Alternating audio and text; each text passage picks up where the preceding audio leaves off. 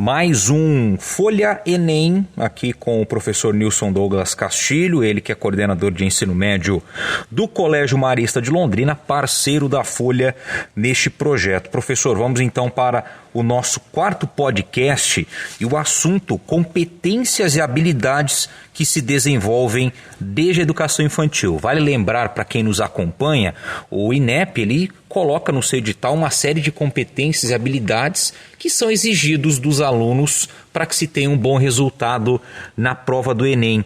O que dá para a gente elencar então do que o aluno pode desenvolver desde as primeiras idades? Espaço aberto, professor. Obrigado, Edson, pela oportunidade mais uma vez. Eu acho que a gente tem de relembrar um pouquinho do que é competências e habilidades antes da gente ir a fundo nessa questão do quanto pode se desenvolver desde a educação infantil. Então não tem que entender que competência não é uma coisa que se aprende num momento e que ele vai ficar ali, é uma coisa que se desenvolve ao longo da vida dele. Então você pode muito bem saber andar de bicicleta.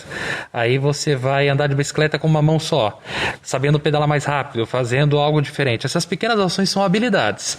Agora, ser competente em andar de bicicleta, você sempre pode ser cada vez mais competente.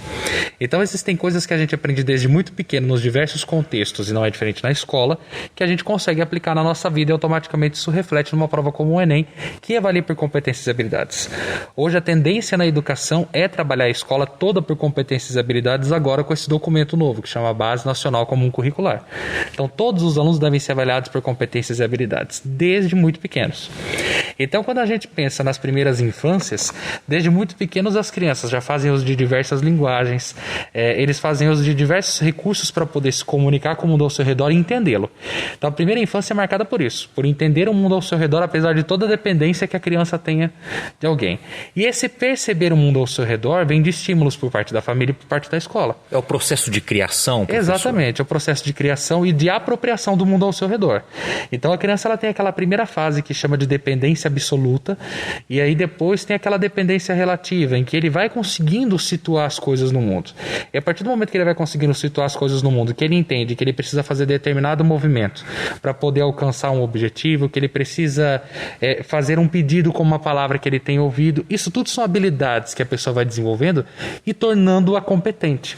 Então isso é importante que a gente saiba que competência e habilidades são coisas que fazem parte da nossa vida, e a escola só é uma forma de sistematizar essas competências.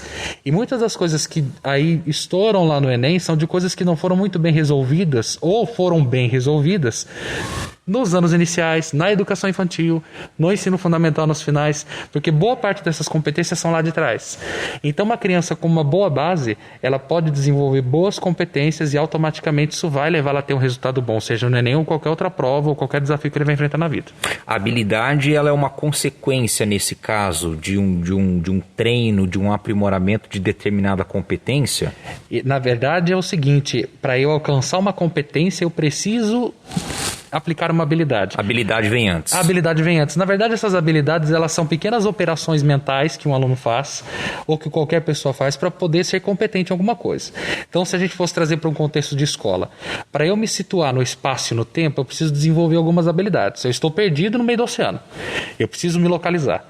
Então, se eu souber pontos cardeais, isso é uma habilidade. Se eu souber me localizar pelos astros, isso é uma habilidade.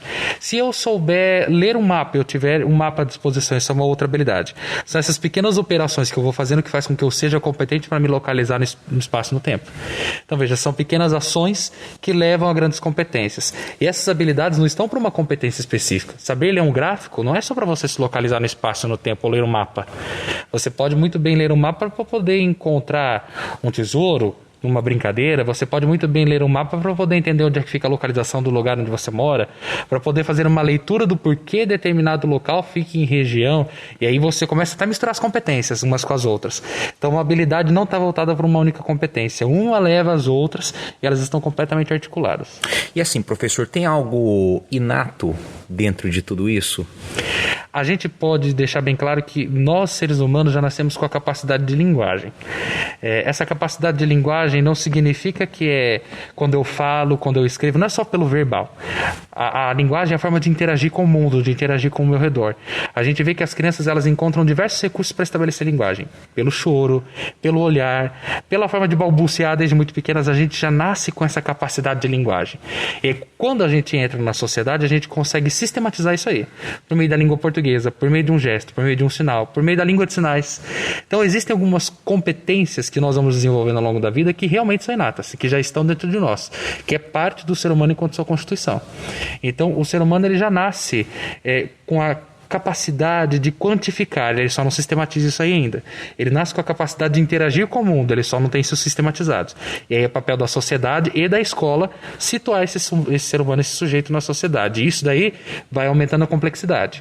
Conforme aumenta a complexidade, ele vai aumentando o grau que ele tem, a idade que ele tem escolar, e isso também é avaliado numa prova como o Enem. Então é importante, né, no mundo de hoje, que muita gente pode achar que só a escola que educa. Peraí. Não é bem assim. Não. Os pais ainda têm uma contribuição muito grande para isso, e a escola vem como um complemento também, e claro, afinando alguns pontos do desenvolvimento da criança. Sim.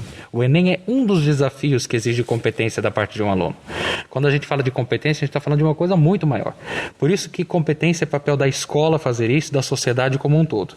Então, no ambiente em que a criança vive o mais informado possível, que a criança consiga entender diversas situações, tudo isso faz parte para que ela seja alguém competente na vida, não só na prova do Enem. E mesmo dentro dessas listagens, professor, de competências e habilidades que o Enem coloca, a gente consegue separar as que são mais importantes para a prova ou as que têm um maior peso dentro do resultado final? Maior peso, não diria. Talvez aquelas que sejam mais recorrentes. E por serem mais recorrentes, não que elas sejam mais importantes que outras competências. Todas que estão listadas ali dentro ficam no mesmo nível de importância. Elas testam o aluno da mesma forma. A única questão é que algumas são mais recorrentes do que outras. Então a gente consegue perceber algumas competências mais voltadas para áreas da tecnologia, sempre vai aparecer dentro da parte de linguagens. Algumas competências que são voltadas ali para o aluno lidar com a questão de estatística, de probabilidade, isso é recorrente no Enem.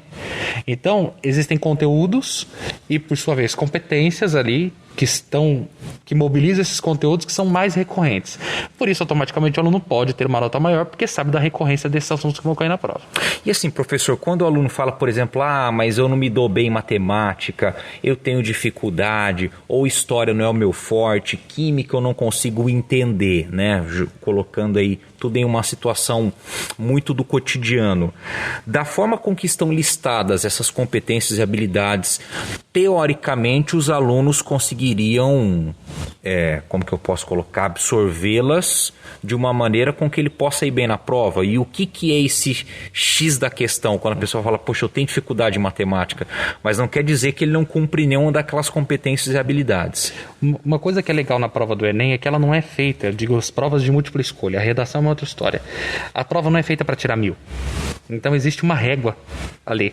Então quando os elaboradores da prova fazem essa prova, eles têm uma ideia de quanto o aluno pode chegar, porque são complexidades diferentes dentro dessas questões. Dificilmente o aluno chega a 1000, tanto que faz-se a média no país. Então a média de ciências da natureza é que os alunos no Brasil cheguem a 600, porque é esse nível de complexidade. Por que existe esse nível de complexidade? Por que alguns alunos não alcançam? Porque ele é incompetente? Não, pelo contrário. Ele consegue chegar até determinada complexidade daquela competência. Dizer que você não cria nenhuma competência, isso é uma mentira. Agora, existem circunstâncias que tem alunos que têm maior facilidade para poder lidar com algumas linguagens. Então, tem aluno que vai entender melhor estudando por meio de números, que vai entender melhor com imagens. Tudo isso faz diferença. Então, é o que a gente chama até de modalidade de aprendizagem. Todo mundo tinha isso. Eu consigo aprender melhor quando eu estou lendo, quando eu estou escrevendo, quando eu escuto o professor falar. Então, essas modalidades de aprendizagem interferem no modo como o aluno aprende e automaticamente interferem no resultado de uma prova.